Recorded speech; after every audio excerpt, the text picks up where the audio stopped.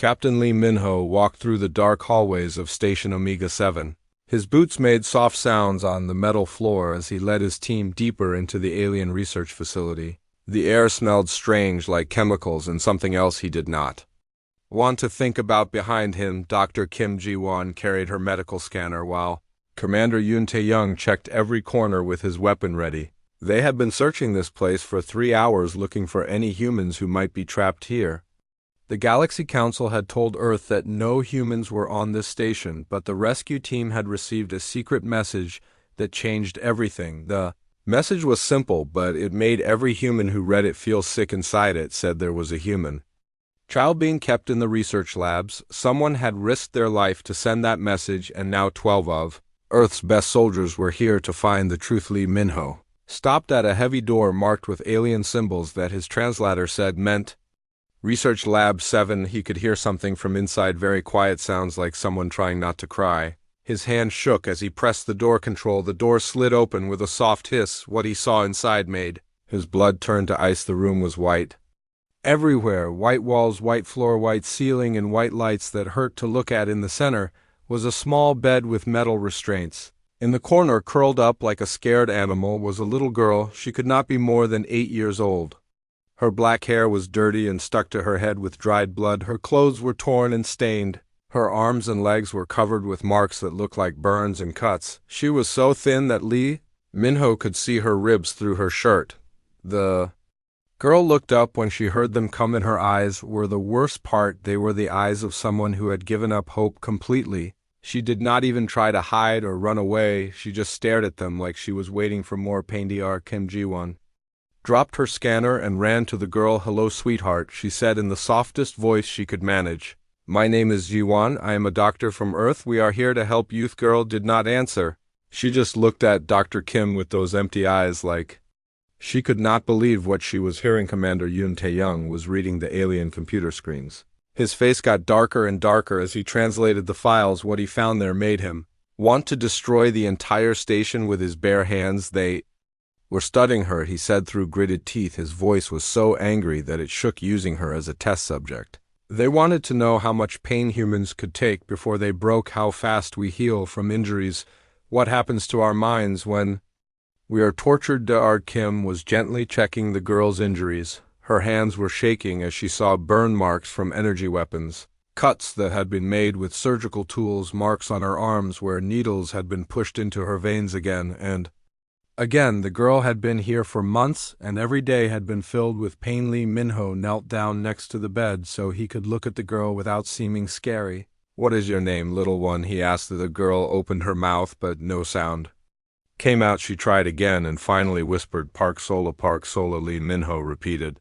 Where are you from, Seoul? She said so quietly that he almost could not hear her. Soul on Earth. Lee Minho felt his heart break into pieces. This little girl was from his own planet. She had been taken from her home and brought here to be tortured by aliens who saw humans as nothing more than animals to experiment on. Dr. Kim was scanning the girl with her medical equipment.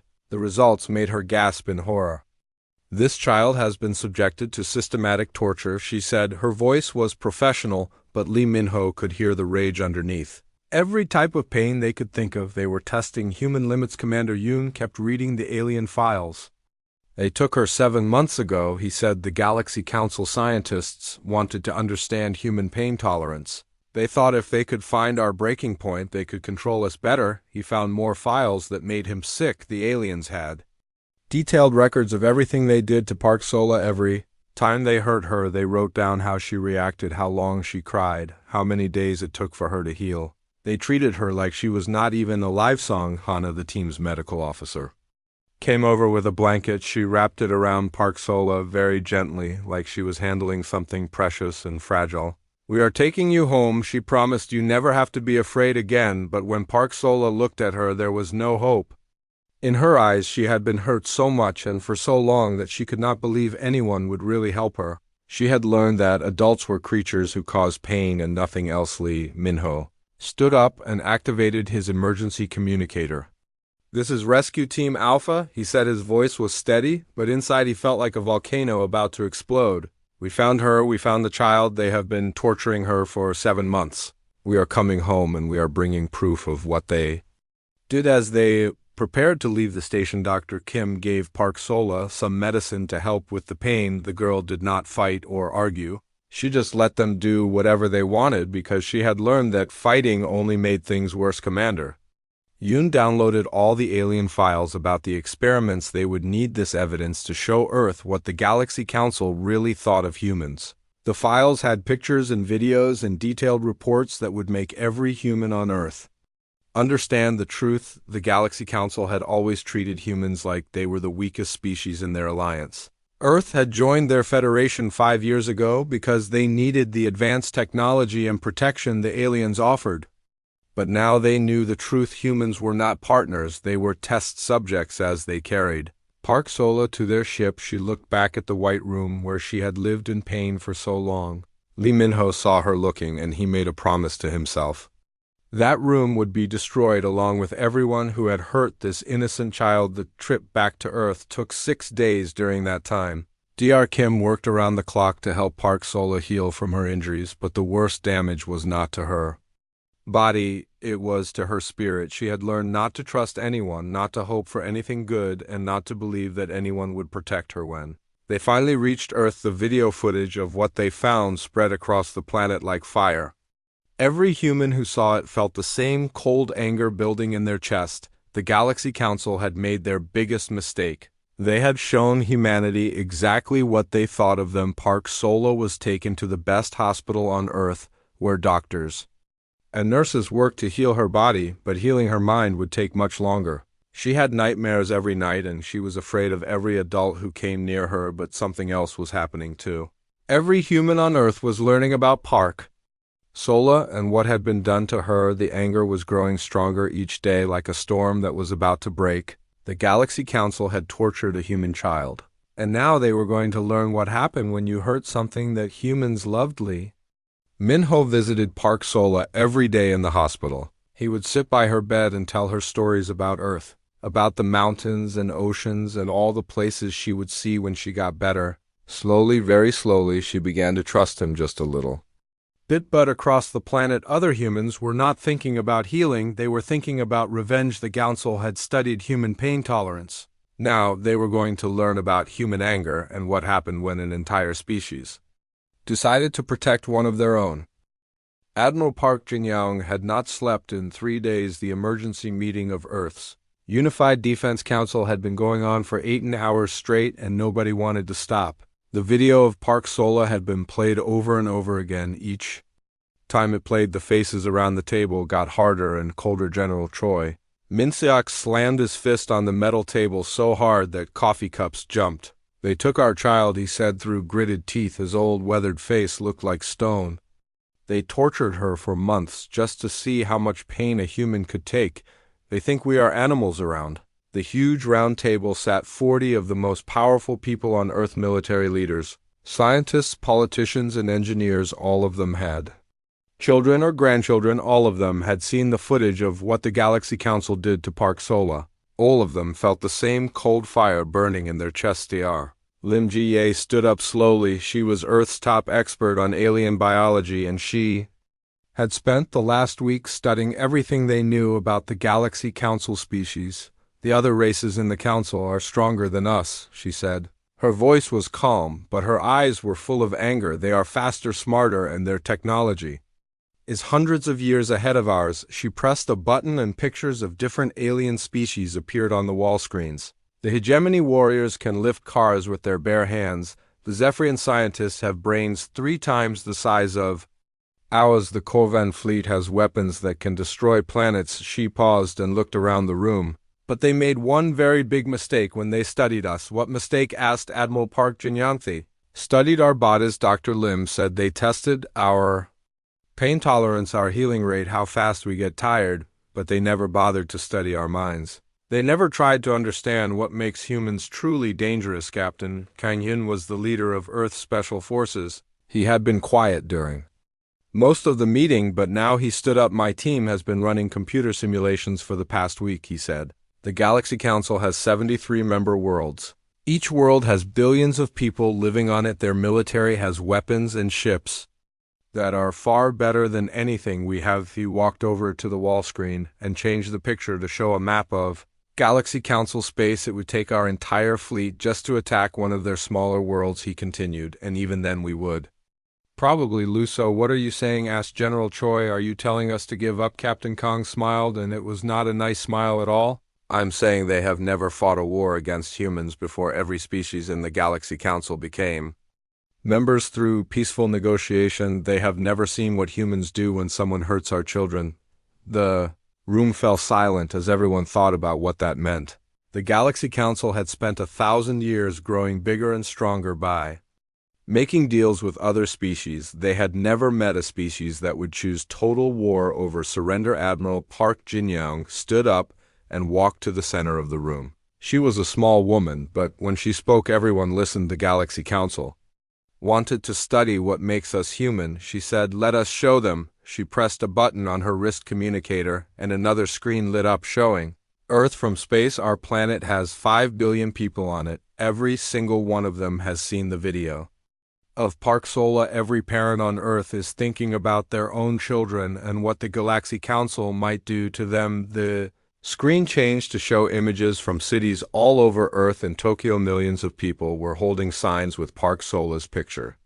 In New York, crowds were marching toward the government buildings. In London, parents were bringing their children to rallies demanding action. This is not just about revenge, Admiral Park continued. This is about survival. The Galaxy Council has shown you ask what they really think of humans. They see us as test subjects. If we let them get away with torturing one child, they will take more. They will take all of our children. Defense Minister Oh Sung-jun had been reading reports on his tablet. He looked up with grim satisfaction. Our manufacturing plants have been working non-stop since the rescue team brought Park Sola home. Every factory on Earth has switched to making weapons and ships. The people are demanding it. How many ships do we have now? Asked General Choi. More than we have ever had before, Oh Sung-jun replied, and more being built every day. When people work 18-hour shifts because they are angry, they can build amazing things. The Galaxy Council thinks our technology is primitive, but they have never seen what humans can do when we are properly motivated. Colonel Nam Youngji was in charge of training Earth's military forces. He had been turning regular people into soldiers at a rate nobody thought was possible. Our training facilities are full, he reported. Parents are sending their teenage children to learn how to fight. University students are dropping out to join the military. Everyone wants to be part of this. What makes this different from any other war? Asked Dr. Lin Nung Yoongi looked at her seriously. Every other war in human history was about land or money or politics.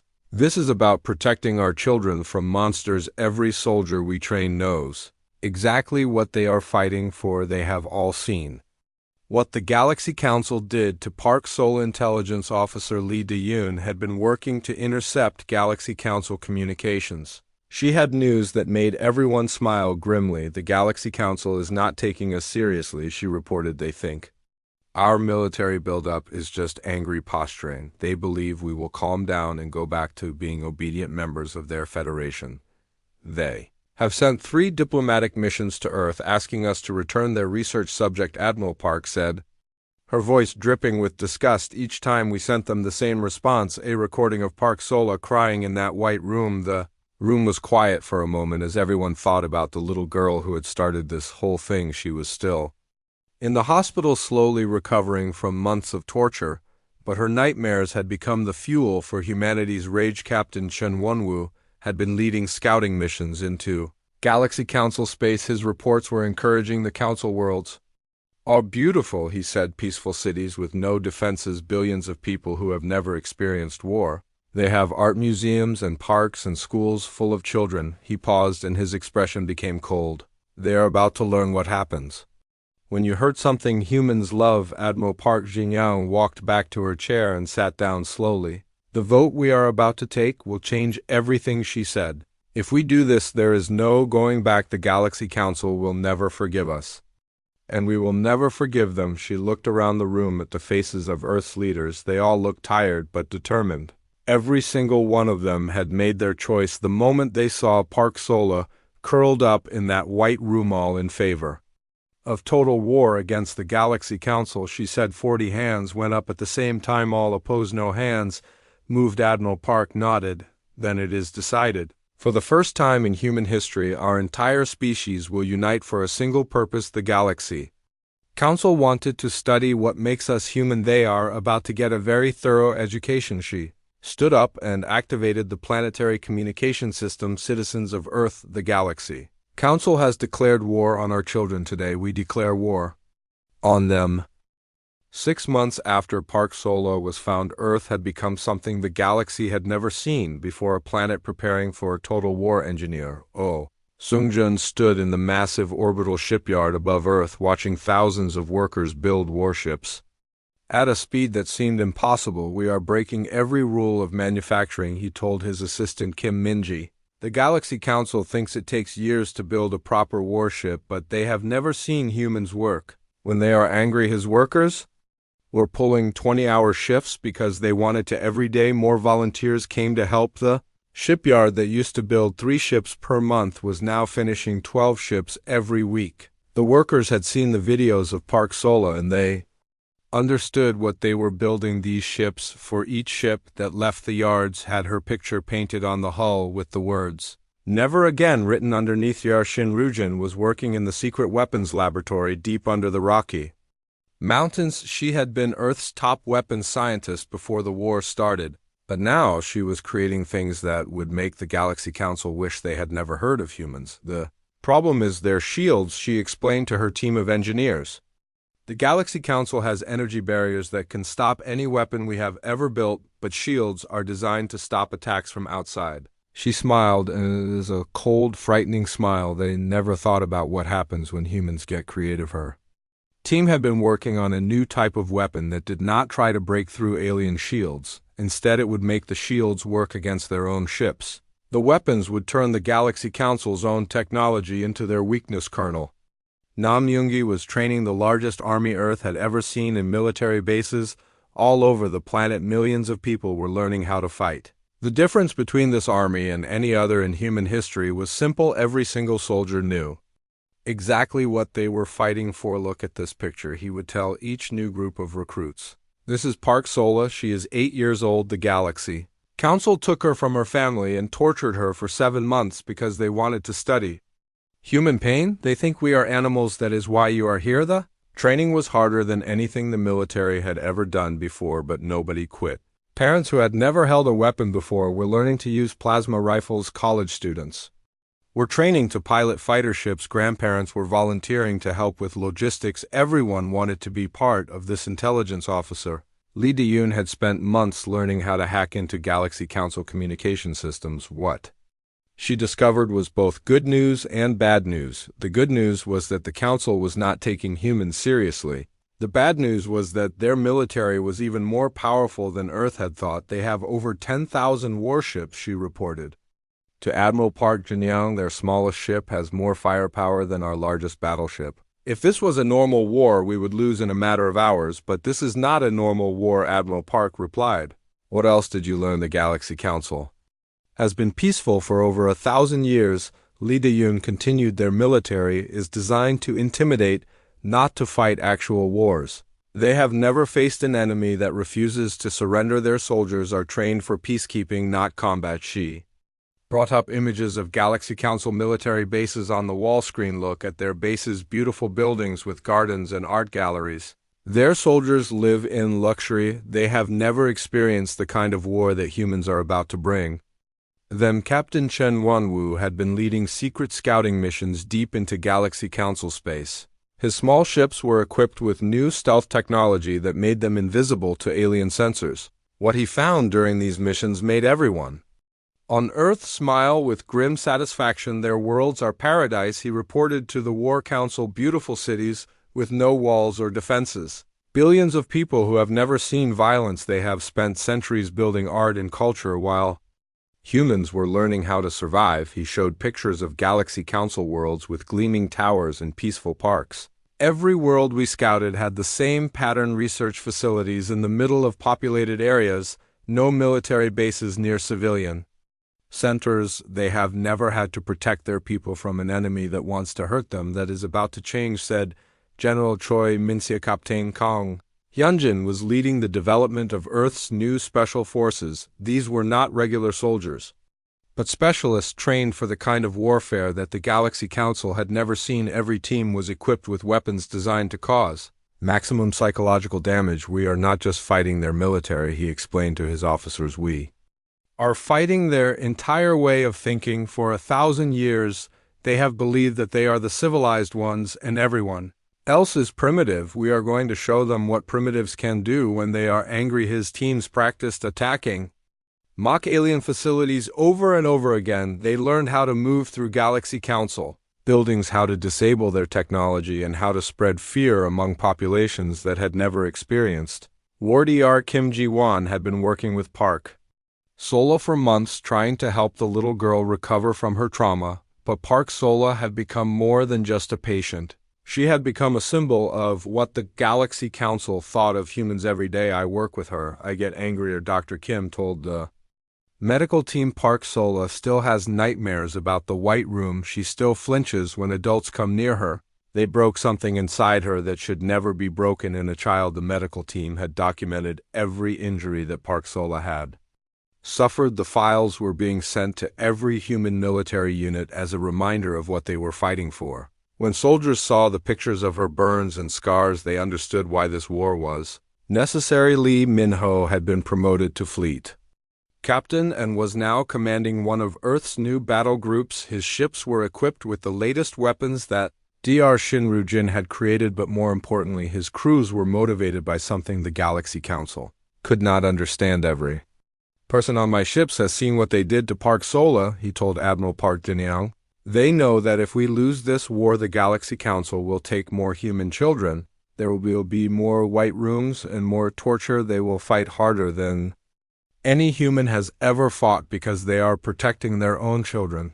The final preparations were completed when Earth received another diplomatic message from the Galaxy Council. They offered to overlook the rescue of their research subject if humans would return to their proper place in the Federation and hand over their new military technology. Admiral Park Jin-young's response was broadcast to every human on Earth and every listening post in the galaxy. We have a message for the Galaxy Council. You took our child, you tortured her in the name of science. Today we show you what human science can accomplish when it is powered by love and rage. As she spoke, the largest fleet in human history was moving toward Galaxy Council Space 5,000 ships filled with humans who had spent 6 months preparing for this moment. Every ship carried the same message painted on its hull, a picture of Park Sola and the promise that this would never happen again. The Galaxy Council had studied human physiology, human psychology, and human technology, but they had never studied human war, and they were about to learn why that was a very big mistake. The Galaxy Council made their biggest mistake when they decided to teach humans a lesson about superior firepower. Fleet Admiral Zexstar of the Hegemony brought 12 of their most advanced battleships to Earth orbit, expecting the primitive humans to surrender immediately when they saw real military technology. Admiral Park Jin-young stood on the bridge of her flagship watching the alien ships approach. Each Council vessel was 3 times larger than her biggest ship, and their weapons could destroy entire cities with a single shot. By every measure of military science, Earth should have been helpless. This is your final warning, came the transmission from the lead council ship. The voice was cold and arrogant, like someone speaking to a disobedient pet. Return our research specimen to us immediately and submit to Galaxy Council authority, or we will demonstrate why resistance is futile. Park Jin-young activated the communication system that would broadcast her response to every human ship in the fleet and every listening post across the galaxy. We have one message for the Galaxy Council, she said, her voice carrying the rage of 5 billion humans. Come and take her. What happened next would be studied in military schools across the galaxy for the next 1,000 years. The moment the Council fleet opened fire, they discovered that humans had been very busy during their months of preparation. The aliens' energy weapons struck Earth's defensive grid and simply disappeared. Every shot that should have destroyed human cities was absorbed by a network of collectors that covered the entire planet. The energy was captured, stored, and converted into power for Earth's response. Impossible, said Admiral Zexstar as his sensors showed his weapons having no effect. Your technology is centuries behind ours. These defensive systems should not exist. Dr. Shin Ryujin had spent 6 months designing those systems while thinking about Park Sola crying in her white room. The Galaxy Council had better technology, but they had never faced human engineering driven by protective fury. She had created weapons that should not have been possible with Earth's resources now, whispered Admiral Park Jinyang, and Earth revealed what it had built while the Galaxy Council was sending diplomatic messages. Hidden weapon platforms all over the planet powered up using the energy from the alien attack. The Council fleet found themselves facing firepower they had never imagined. Space around Earth lit up with beams of pure destruction that tore through their advanced shields. Like paper, the alien ships tried to return fire, but their weapons were still being absorbed by the human defensive grid. Meanwhile, Earth's weapons were designed specifically to counter everything. The Galaxy Council had the months of preparation had been spent studying alien technology and finding ways to defeat it. Admiral Zexstar watched in horror as his flagship lost power. His shields were failing, his weapons were offline, and his engines were shutting down. This is not possible, he said over and over. These humans should not be able to do this. But Admiral Park Jinyang was not finished with her lesson. The real surprise came when the surviving Council ships tried to retreat. They discovered that Captain Kang Hunjin's stealth ships had been waiting in the outer system, invisible to their sensors. The Galaxy Council had studied human pain tolerance, Captain Kang said over the communication channel as his ships moved in for the kill. Now you get to discover your own. His ships were equipped with weapons that Dr. Shinrujin had designed specifically for this moment. They did not try to overpower the alien defenses. Instead, they turned the Council ships' own systems against them. The aliens watched helplessly as their own technology betrayed them. Within 4 hours, the entire Galaxy Council fleet was destroyed. Not a single alien ship escaped to warn their homeworlds. The Council had sent their best ships and most experienced commanders to intimidate Earth. Instead, they had provided target practice for human weapons. Admiral Park Jinyang stood in the wreckage of what had been the most powerful fleet in the galaxy. Her own ships had not lost a single vessel. The months of preparation had paid off in the most devastating way possible. But the real victory was not military, it was psychological. Word of the battle spread across the galaxy at light speed. The Galaxy Council had just learned that humans were not the primitive species they had thought. Every alien civilization in the galaxy now knew that something had changed. Captain Lee Minho commanded the ships that collected the alien survivors. There were not many. The humans had been very thorough in their demonstration. The few council officers who lived were brought aboard human ships to see something they had never expected. Look at this, said Lee Minho, showing them a picture of Park Sola in her hospital bed. This is why you lost today. You thought you were fighting a primitive species, but you were fighting parents protecting their child. The alien prisoners looked at the picture with confusion. They could not understand why humans would risk everything. For one individual, their species had never developed the kind of protective instinct that drove human behavior. You destroyed our entire fleet for one research subject, asked a wounded hegemony officer. We destroyed your fleet because you tortured our daughter, Lee Minho replied. And this is only the beginning. Admiral Park Jinyang was already planning the next phase of the war. The Galaxy Council had made the mistake of thinking that one demonstration of power would make humans surrender. Instead, they had shown humanity exactly how to defeat their technology. She activated the fleet-wide communication system addressing the 5,000 human ships that were now moving toward Galaxy Council space. Phase 1 of their education is complete, she announced. Now they learn what happens when humans go hunting. The human fleet had been designed for one purpose: to carry the war to every Galaxy Council world. The aliens had studied human weakness, but they had never studied human warfare. They were about to receive a very thorough education in both. General Choi Min-seok was commanding the ground forces that would follow the fleet to Council worlds. Every soldier under his command had seen the footage of Park Sola and understood what they were fighting. Fourth Galaxy Council thinks they understand humans, he told his officers. They think we are just another species that can be controlled through fear and superior technology. They are about to learn that they have never met anything Like a siege human ship carried a message painted on its hull, a picture of Park Sola with the words, "Never again," written beneath. Every council world they approached would see that image and understand what was coming for them. Dr. Kim Ji-won was still working with Park Sola in the hospital on Earth. The little girl was slowly getting better, but she still woke up screaming from nightmares about the White Room. Her recovery was a daily reminder of why the war was necessary. Every time she has a nightmare, Dr. Kim told the medical team, "I think about the Galaxy Council officers who ordered her torture. They thought they were studying human pain tolerance. Instead, they created something they could never understand." The human fleet moved through space like a storm of vengeance. Every ship was crewed by people who had spent months preparing for this moment. They had trained with weapons designed to counter alien technology. They had studied council tactics and found ways to defeat them, but most importantly, they carried something the Galaxy Council had never faced before: the unified rage of a species that had decided to protect its young. The aliens had tortured one human child to learn about human weakness. Instead, they had discovered humanity's greatest strength. Admiral Park Jin-young watched the stars ahead as her fleet approached the first Galaxy Council world. They would learn that humans were not just another species to be cataloged and controlled. They were predators who had spent millions of years learning how to hunt. The Galaxy Council had made their choice when they put Park Sola in that White Room. Now they would live with the consequences of that choice for as long as any of them survived what was coming.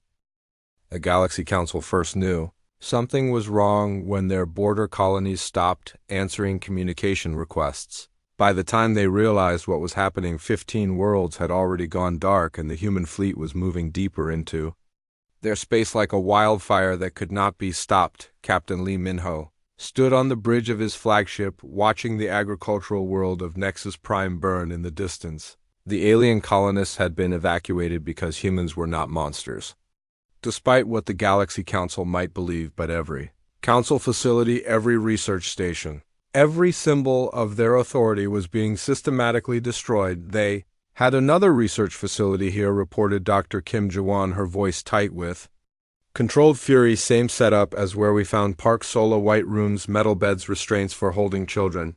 They have been taking young ones from every species in their federation. She looked up from her scanner readings with tears in her eyes.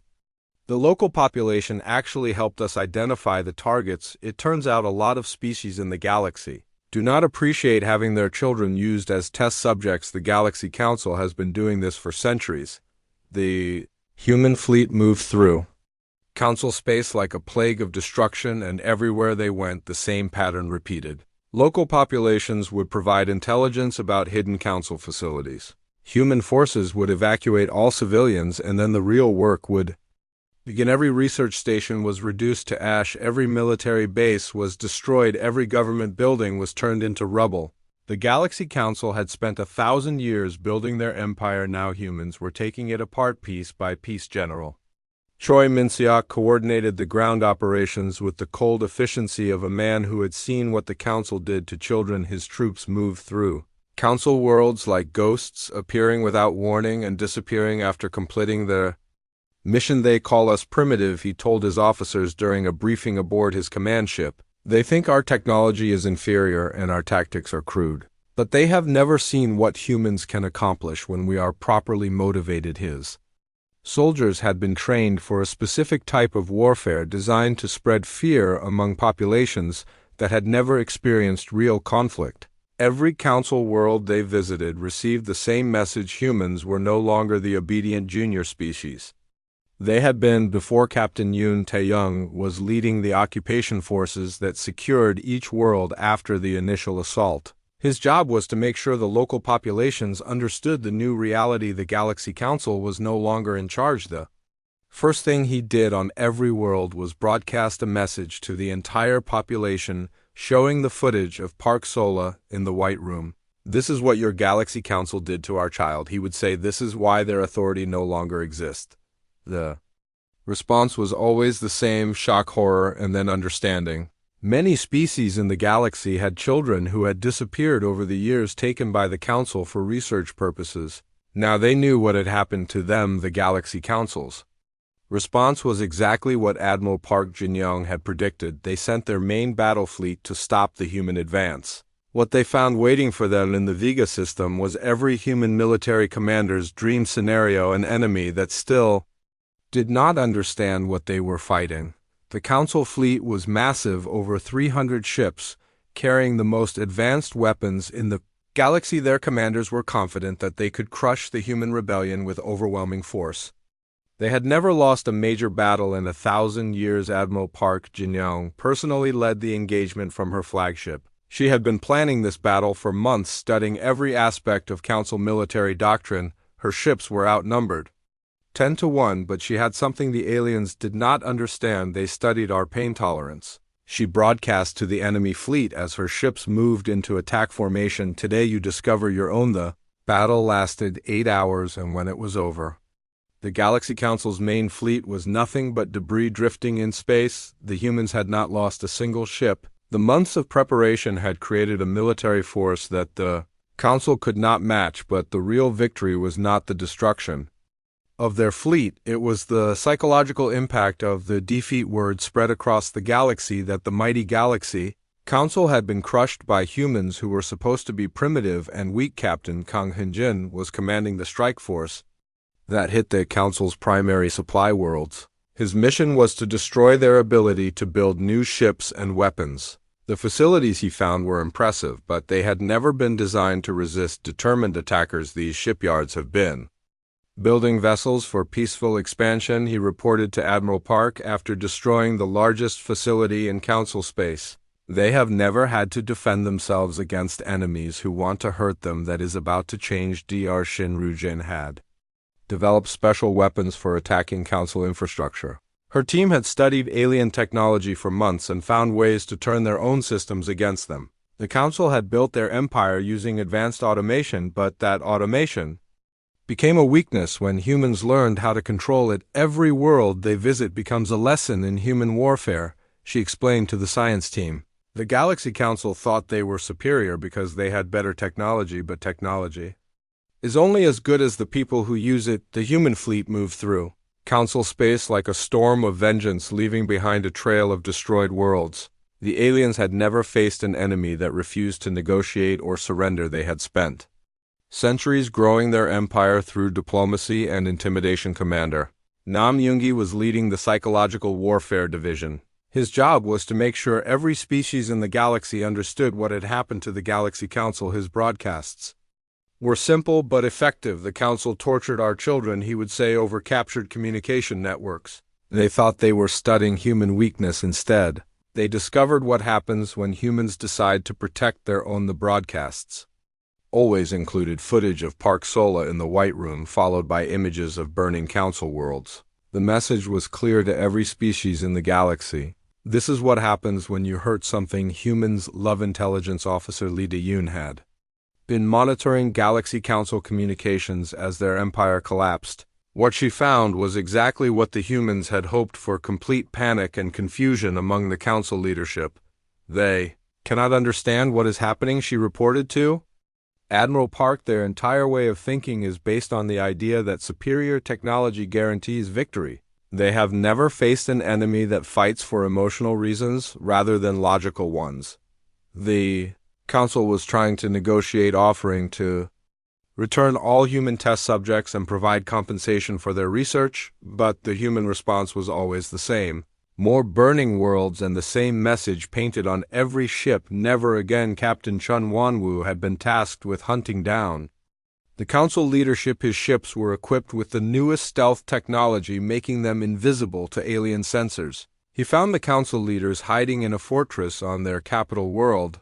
They are terrified, he reported after observing their secret meetings. They keep asking their scientists to explain how humans developed such advanced weapons so quickly. They cannot accept that their technology is not actually superior. The truth was that human technology was not better than Council technology, but human motivation was something the aliens had never encountered. They had studied human pain tolerance and healing rates, but they had never studied human love for their children. Admiral Park Jin-young stood in the command center of Her flagship, watching the final phase of the campaign begin, the Galaxy Council had ruled over 73 worlds and billions of people. Now their empire was crumbling and their authority was being destroyed. Phase 2 of their education is complete. She announced to the human fleet, every Council world has learned what happens when you torture human children. Phase 3 begins now. The human fleet moved toward the Council capital world where the final battle would take place. The aliens had gathered their remaining forces for one last desperate stand, but they were about to learn that humans were not interested in traditional warfare. They wanted to study what makes us human, Admiral Park said as her ships approached the enemy capital. Now they get to find out firsthand. 1 year after the burning began, the Galaxy Council existed only in history books and the nightmares of those who had served them. Admiral Park Jinyang stood in the ruins of their former capital world, watching construction crews build something that would remind the galaxy of what happened when humans got angry. The memorial was simple but powerful, a tall tower made of metal from destroyed Council ships. At its center was a statue of Park Sola, not as the broken child they had found, but as the symbol of hope she had become. The inscription was written in every language spoken in the galaxy: never again. Park Sola herself was now 9 years old and slowly healing from her terrible experience. She still had nightmares, but they were getting less frequent. Dr. Kim Ji-won had been working with her every day, and the progress was remarkable. The little girl was learning to trust again. I want to see the memorial, Park Sola had told Dr. Kim that morning. I want to see what happened because of what they did to me. She was too young to fully understand that her suffering had led to the destruction of an entire galactic empire, but she knew that other children would never have to experience what she had. The ceremony was attended by representatives from 47 different species, all of whom had come to negotiate with the humans who had shattered the galaxy's oldest power structure. The message was simple and clear: this is what happened when you made humans your enemy. We did not want to be conquerors. Admiral Park addressed the gathered delegates. Her voice carried the weight of a species that had united in righteous fury.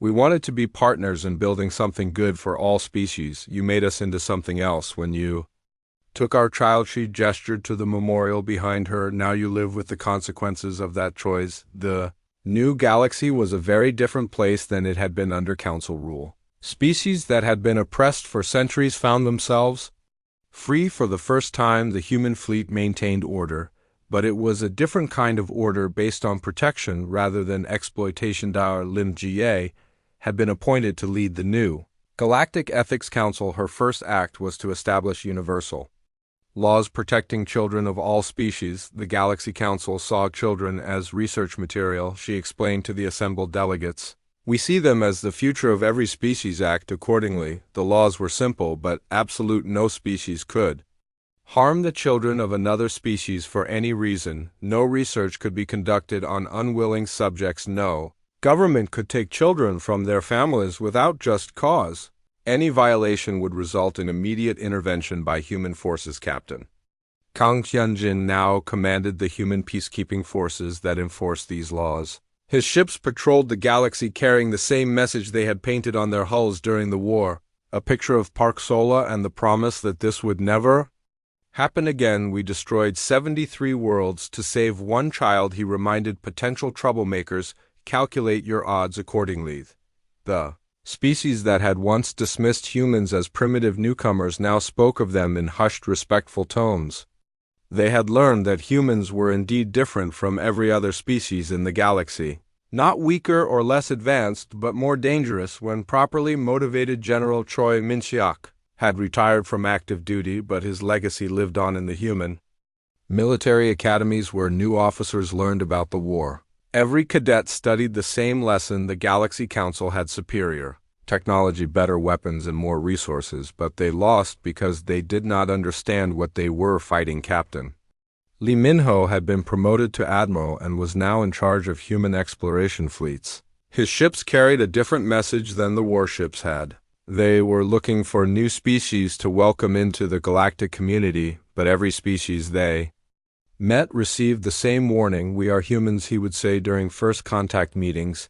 We believe in peace, cooperation, and the protection of all children. If you share these values, you will find no Better friends in the galaxy if you do not you. Will find no worse enemies. The human exploration ships carried medical teams led by officers like Dr. Kim Ji-won, who specialized in helping traumatized children. They had found dozens of species that had lost children to council research programs. Now those children were being reunited with their families. Commander Yoon Tae-young had established the new galactic government in the ruins of the council capital. His job was to make sure that the mistakes of the past were never repeated. The government was based on a simple principle: every species had the right to exist without fear. The first law passed by the new government was called the Park Sola Protection Act. It established that any species that harmed children would face immediate military action from the human fleet. The vote was unanimous because every delegate had seen what happened to the Galaxy Council captain. Chen Wanwu now led the intelligence services that monitored the galaxy for threats to children. His agents were everywhere, watching for any sign that someone might be planning to restart the council's research programs. We are not looking for excuses to fight, he told his officers, but we are always ready to fight if necessary. The galaxy knows what happens when humans get angry. Let us make sure they never forget. The memorial to Park Sola became a pilgrimage site for parents from across the galaxy. They would bring their children to see the statue and learn about the price of freedom. Millions of families visited each year, all of them understanding the same lesson. Park Sola had become more than just a symbol. She had become the living proof that every child in the galaxy mattered enough to fight for. Her story was taught in schools on every world, reminding new generations that some things were worth any price to protect. Admiral Park Jin-young often visited the memorial, especially on quiet evenings, when she could think about what they had accomplished. The war had been terrible, but it had created something the galaxy had never seen before, a civilization built on the principle that children were sacred. As she stood before the statue, she would sometimes see Park Sola, herself now a healthy, happy child who was learning to live without fear. The little girl would wave at her and smile, and Admiral Park would remember why everything they had done had been necessary. The Galaxy Council had tortured a human child to understand humanity's weaknesses. Instead, they had discovered humanity's greatest strength: the willingness to sacrifice everything to protect the innocent. They had paid for their education with their entire civilization. The new galactic government had a simple motto carved into every building: never again. Below, it was always the same image, a picture of Park Sola smiling, surrounded by children from every species in the galaxy, all of them safe because humans had decided that some things were worth fighting for. Galaxy had learned its lesson. No species would ever again make the mistake of thinking that humans were weak or primitive.